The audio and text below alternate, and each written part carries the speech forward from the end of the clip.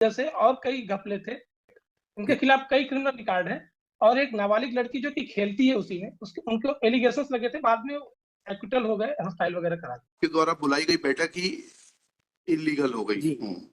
उसके परिप्रेक्ष्य में की गई सारी कार्रवाई इलीगल नहीं, तो हमने तो अनडिस्प्यूटेड चुनाव नहीं। मेरा पहला सवाल क्या था, मनोज गुप्ता कब तक सेक्रेटरी रहे और डेट बताइए।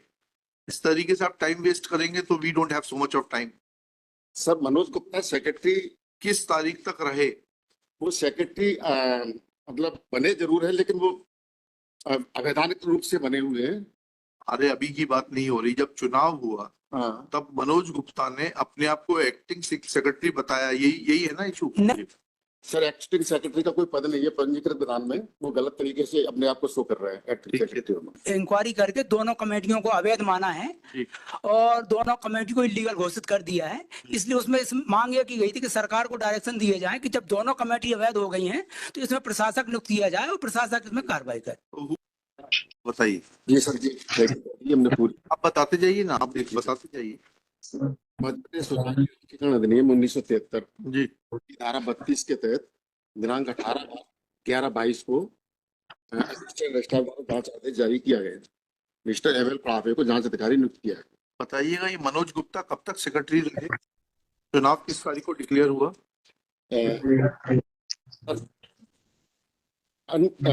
अनडिस्प्यूटेड चुनाव नहीं। मेरा पहला सवाल क्या था, मनोज गुप्ता कब तक सेक्रेटरी रहे और डेट बताइए। मेरे साहब यही तैयारी करेंगे क्या पूरी? नहीं सर, आपसे डेट पूछी एक छोटी सी, क्योंकि ऑर्डर शीट में लिखी है 28/1 को कि मनोज गुप्ता कब सेक्रेटरी रहे, कब तक। आपसे डेट पूछ रहे हैं। जी सर। इस तरीके से आप टाइम वेस्ट करेंगे तो we don't have so much of time. Sir, Manoj Gupta secretary किस तारीख तक रहे? वो सेक्रेटरी मतलब बने जरूर है, लेकिन वो अवैधानिक रूप से बने हुए हैं। अरे अभी की बात नहीं हो रही, जब चुनाव हुआ हाँ, तब मनोज गुप्ता ने अपने आप को एक्टिंग सेक्रेटरी बताया, यही है ना इशू? नहीं सर, ये इशू नहीं। एक्चुअल में गलत बता दिया। इशू इतना सा है, एक्टिंग सेक्रेटरी, इनका ये कहना है कि जब पिटीशन लगाई थी सुप्रीम कोर्ट में, वो एक्टिंग सेक्रेटरी की हैसियत से लगाई है, जबकि ये एक्टिंग सेक्रेटरी नहीं थे। ये इशू है सर। इसने पिटीशन लगाई? मनोज गुप्ता ने जो पिटीशन लगाई थी, जिसमें डायरेक्शन डिस्पोज ऑफ हो गई है। उसका नंबर क्या है सर? वो पिटीशन में सर एक मिनट बता, WP नंबर WP नंबर है सर 25/484/23। हाँ। इस पिटीशन की तारीख को वो एक्टिंग सेक्रेटरी थे कि नहीं थे? ये क्वेश्चन किया गया था आपने। सर, एक्टिंग सेक्रेटरी का कोई पद नहीं है पंजीकृत विधान में। वो गलत तरीके से अपने आप को शो कर रहा है एक्टिंग सेक्रेटरी में। अब उस पिटीशन में क्या हुआ? वो पिटीशन सर डिस्पोज ऑफ हो गई। उस पिटीशन में ये प्रेयर की थी मनोज गुप्ता ने कि रजिस्ट्रार ने इंक्वायरी की है और रजिस्ट्रार ने इंक्वायरी करके दोनों कमेटियों को अवैध माना है और दोनों कमेटी को इलीगल घोषित कर दिया है। इसलिए उसमें मांग ये की गई थी कि सरकार को डायरेक्शन दिए जाए कि जब दोनों कमेटी अवैध हो गई हैं तो इसमें प्रशासक नियुक्त किया जाए और प्रशासक इसमें कार्रवाई करे। Who is representing Manoj Gupta? Respondent number 8. आप You are representing? I am Manoj. इधर आइए ना, आप इधर क्यों खड़े? पिटीशनर की तरफ क्यों खड़े? नहीं सर, वो एक्चुअल में ये इनके पूरा ही रखा है आप जगह। इधर खड़े हुए। तो उस पिटीशन में जब उनका ये बोल रहे हैं रजिस्ट्रार साहब कि एक्टिंग सेक्रेटरी का कोई पद ही नहीं होता, तो आपकी वो पिटीशन ही जो है मिसरिप्रेजेंट करके फाइल की? नहीं, वो उसका मैं रीजन बता दे रहा हाँ बताइए। हूँ। वो रीजन क्या है, मैंने अब एक्सप्लेनेशन दिया मेरा। आइए के साथ देखें सर। आइए नंबर 996/4/2025 को पेश की है। 996 1969 1969 इसमें 4/2/2025 को फाइल किया है। इसमें तो नहीं लगी है sir explanation on behalf of the respondent number 8 sir. हाँ ठीक है। इसमें सर एक्चुअल फैक्ट क्या है, ये जो रजिस्ट्रार साहब ने बताया कि 2020 का चुनाव कोई विवादित नहीं है। इसके बाद क्या होगा, उस चुनाव में जो विवादित चुनाव नहीं है उसमें मनोज चुनाव में सेक्रेटरी कौन बना था? उसमें सारिका गुप्ता सेक्रेटरी थी और मनोज गुप्ता ज्वाइंट सेक्रेटरी थे जी, जो डिस्प्यूटेड नहीं है जी। उसके बाद क्या होता है सर, एज जो सेक्रेटरी और प्रेसिडेंट है सर, फाइनेंशियल मैनेजमेंट में इन्वॉल्व होते हैं। तो ज्वाइंट सेक्रेटरी की कैपेसिटी में मनोज गुप्ता ने इसकी शिकायतें की पुलिस को की। इस पर बाद में उसमें FIR भी दर्ज हुई है। और प्रेसिडेंट कौन बना था? प्रेसिडेंट थे मिस्टर NK त्रिपाठी और सारिका गुप्ता सेक्रेटरी और मनोज गुप्ता ज्वाइंट सेक्रेटरी। ये कोई डिस्प्यूटेड नहीं।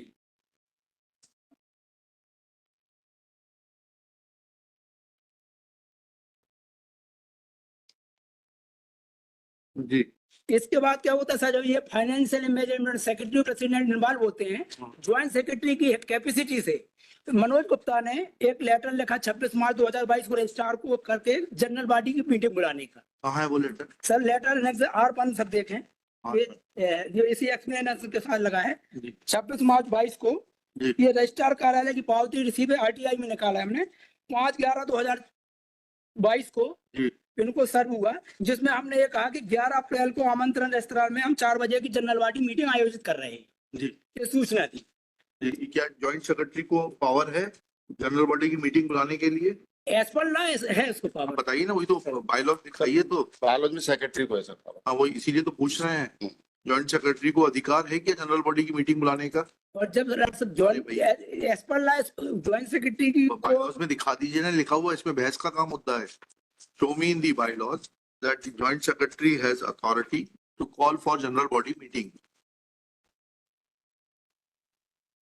और थूक मत लगाइए, यहाँ पर स्पंज रखा हुआ उसका प्रयोग करिए, नहीं तो I will send you out of the court. Sir bylaws की कॉपी इसमें पेश नहीं, तो ये आपकी जिम्मेदारी है। आप बायलॉज की कॉपी पेश नहीं इसमें, पर इसमें सिर्फ उसमें रीजन दिया है। इसमें से उसमें से नहीं होता। हाँ। बायलॉज की कॉपी से बताइए कि ज्वाइंट सेक्रेटरी को जनरल बॉडी की मीटिंग बुलाने का अधिकार है। सर नियम 10 इसमें हमने लिखा है 10 के तहत। 10 क्या है, पढ़िएगा नियम 10 पढ़ के बताइए।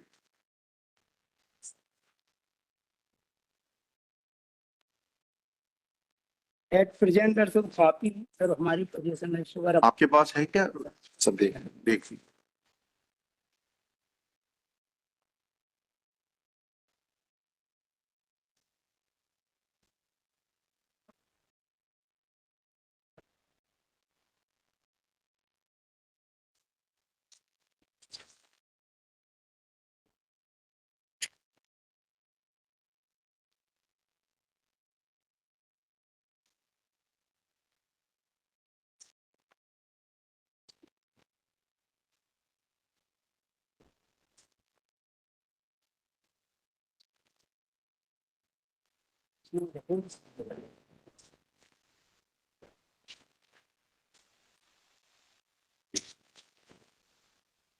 जी सर।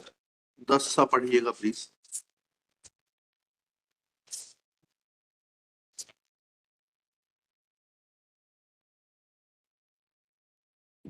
सदस्यों की संख्या का ये 2/3 सदस्यों द्वारा लिखित रूप से बैठक बुलाने के लिए आवेदन करें तो उसके दर्शाए विषयों पर विचार करने के लिए साधारण सभा की बैठक बुलाई जाएगी। विशेष संकल्प पारित होने जाने के पर संकल्प की प्रति बैठक पंजीयन का संकल्प पारित हो जाने के दिनांक से 14 दिवस के भीतर भेजा जाएगा। पंजीयक को इस संबंध में आवश्यक निर्देश जारी करने तथा समिति को परामर्श देने के अधिकार होगा। इसमें ये कहीं नहीं है कि ज्वाइंट सेक्रेटरी बैठक। पहली चीज। और दूसरी चीज 2/3 सदस्यों का रिजोल्यूशन का जनरल बॉडी दस्तखत है सर, मैंने ही लगाया है। पढ़िए, नीचे पढ़िएगा, पेज 8 पे पढ़िएगा। वो दस्तखत उपस्थिति के हैं, वो रिजोल्यूशन बैठक जनरल बॉडी की बैठक बुलाने के नहीं है। 11 अप्रैल को जो मीटिंग हुई उसके मिनट उसके मिनट्स के दस्तखत हैं, वो नोटिस देके जनरल बॉडी की बैठक बुला सकते हैं। Where are those signatures?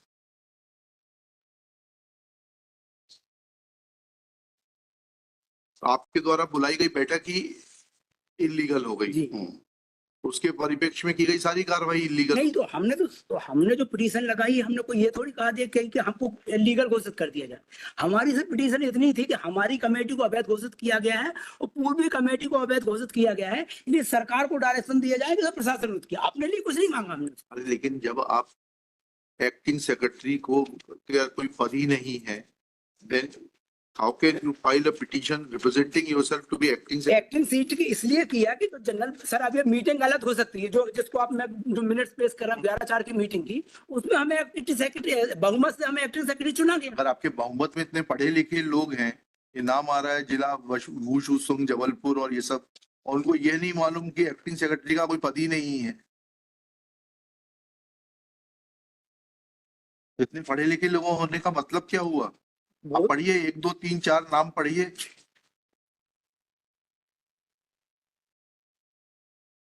Doctor Jitendra Jamdar, number 2 Indradev Sharma, number 3 Manoj Patidar, number 4 Piyush Gupta. अगर उनको कानून से कोई वास्ता नहीं है तो क्या किया जा सकता है? How can they pass a resolution authorising Manoj Gupta to file the petition representing himself to the acting secretary when the registrar says that there is no provision of acting secretary? आप दिखाइएगा उसमें बायलॉज में कहीं प्रावधान है क्या कि सचिव की अनुपस्थिति में संयुक्त सचिव जो है सेक्रेटरी का काम करेगा? नहीं, वो तो है बायलॉज। नहीं, वो भी नहीं है सर, सचिव के अधिकार नहीं है। अमेंडेड बायलॉज में देख लीजिए आप, सचिव के अधिकार के बाद कोषाध्यक्ष के अधिकार है, बैंक खाता है, उसके अधिकारी नहीं है। अमेंडेड 20/1/2009 में जो संशोधन कराया है उसमें संयुक्त सचिव के कोई अधिकार नहीं है इस तरह के, चलिए, तो उसकी अनुपस्थिति में कार्य कराया।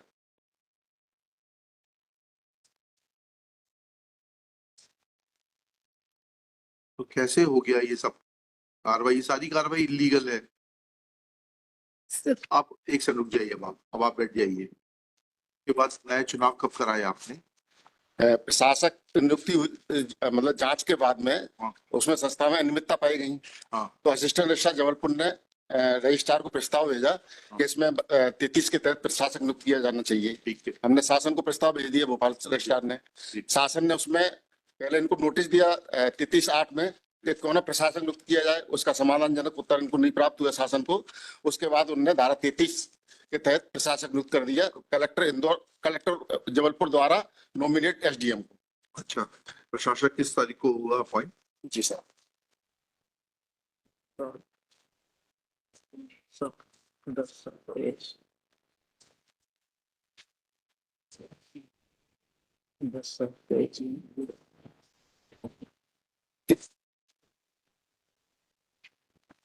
उन्नीस 9/24 को सर प्रशासक नियुक्त हो गया था। 19/9/24 को। फिर उन्होंने चुनाव कब कराया? चुनाव इनने कराए हैं 12 जनवरी को। आपने ऑर्डर किया था कि 30 दिन के अंदर चुनाव कराएं, तो प्रशासक ने किया है। किस तारीख को चुनाव हुए?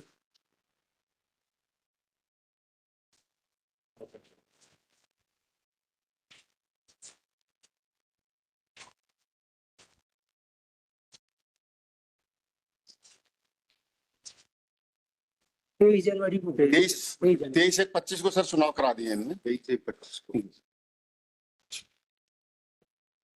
किस मतदाता सूची के ऊपर से? सर एसडीएम ने असिस्टेंट रजिस्ट्रार से मांगा था कि कौन सी वही तो पूछ रहे हैं, कौन सी मतदाता सूची के ऊपर से चुनाव कराए गए? इसमें सर जो अनडिस्प्यूटेड जानकारी कार्यालय में प्राप्त हुई थी। नहीं, ये सब मत बताइए आप। जी सर। अभी बताइए किस तारीख की, as on which date membership was taken to be the valid membership of the association? जी सर।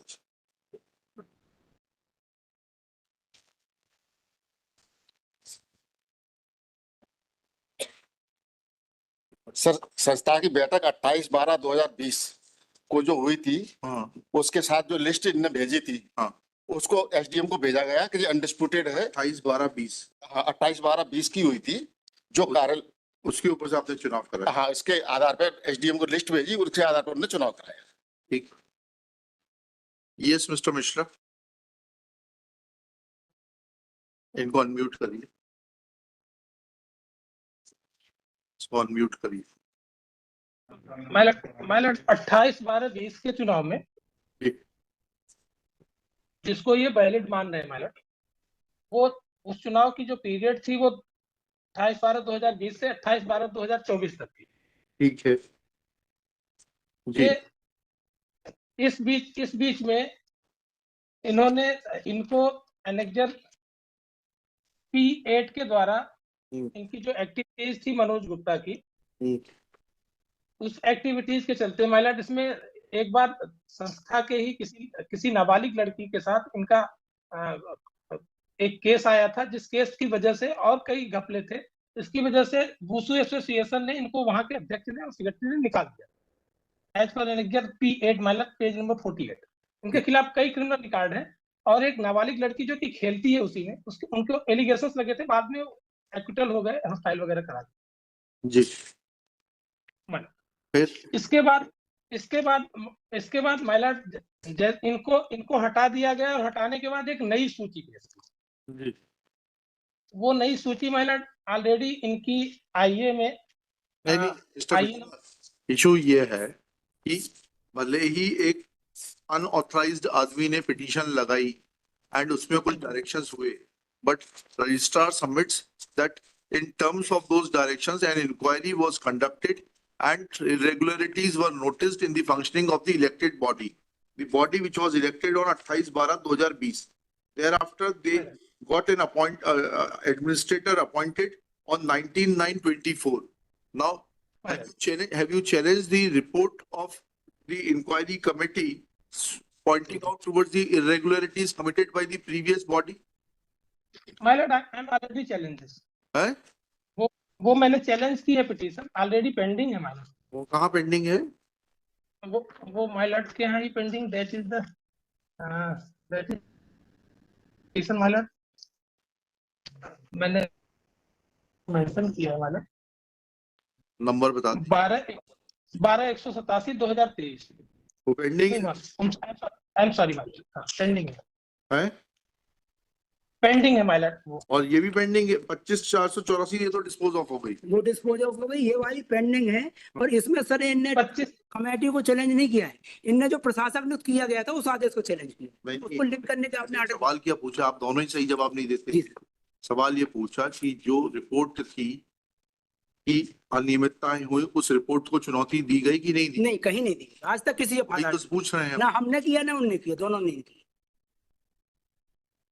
पायलट, ये जितनी भी अनियमितताओं की बात कर रहे हैं, मैंने अपनी उस पिटीशन में यही बात रखी है कि हमें एक भी लेटर नहीं मिला, क्योंकि जो एड्रेस है मनोज गुप्ता का एड्रेस। 28/12/24 को आपका कार्यकाल समाप्त हो गया, तो ये पिटीशन तो इनकम्प्लीट हो गई। अब उसके बाद में वकील साहब, उसके बाद में नए इलेक्शन होने, नए इलेक्शन हो गए। Now you have a right to challenge new elections in appropriate proceedings. My lord, kindly see the anecdote B told my lord, जिसको मैंने चैलेंज किया वो इसी रिट पिटीशन के आधार पे, ये डायरेक्शन के आधार पे माइलॉर्ड इन्होंने चुनाव कराए। हाँ ठीक है ना, अब चुनाव हो गए, अब इस चुनाव में अगर कोई गलती है तो आप उसको चैलेंज करिए चुनाव को। माइलॉर्ड, मेरा बस इतना सा कहना है कि जो इन्होंने पहली रिट लगाई थी एनेक्डोट P2, उस पे जो ऑर्डर हुए तो मैंने रिव्यू पिटीशन लगाया, दैट इज पेज नंबर 27। तो रिव्यू पिटीशन अलाउ हो गई क्या? रिव्यू पिटीशन में इनके खिलाफ FIR करने का आदेश हो गया और वो ऑर्डर स्टे हो गया। वो अलग चीज है, अभी इशू ये है कि अगर नया चुनाव हो चुका है, आपका कार्यकाल ऑलरेडी समाप्त हो गया था 28/12/24 को, उसके बाद अगर इस चुनाव को आपको कोई चैलेंज करना है तो you challenge it before appropriate authority. मैं बिल्कुल चैलेंज करूंगा, और क्योंकि जिस रिट पे ये ऑर्डर ले गए हैं माइलॉर्ड, मेरा सिर्फ इतना सा ही कहना है कि वो उस पावर को हैंडल नहीं करते थे उस पर्टिकुलर टाइम में, और उसी रिट पे ये ऑर्डर लेके गए, और रजिस्ट्रार साहब को पूर्ण मालूम था श्री कुबेर कि ये in charge registrar firms and societies is present in person, parties are heard.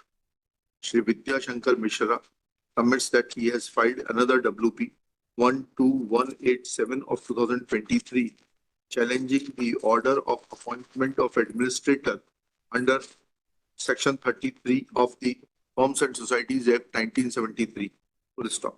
He admits that on 28/12/2020 a body was elected in which petitioner was nominated as secretary and one Mr. N.K. Tripathi as president. Full stop. Manoj Gupta was joint secretary. Full stop. The duration of the election was 4 years and that has come to an end on 28/12/2024. Full stop. It is also an admitted fact now that Manoj Gupta, who was joint secretary, had no business to represent himself to be acting secretary as submitted by Shri Kuber, in as much as there is no designation by name of acting secretary in the bylaws of the society. Full stop. Thus, it is accepted that Manoj Gupta filed WP number 25484/23 misrepresenting himself to be acting secretary. Full stop.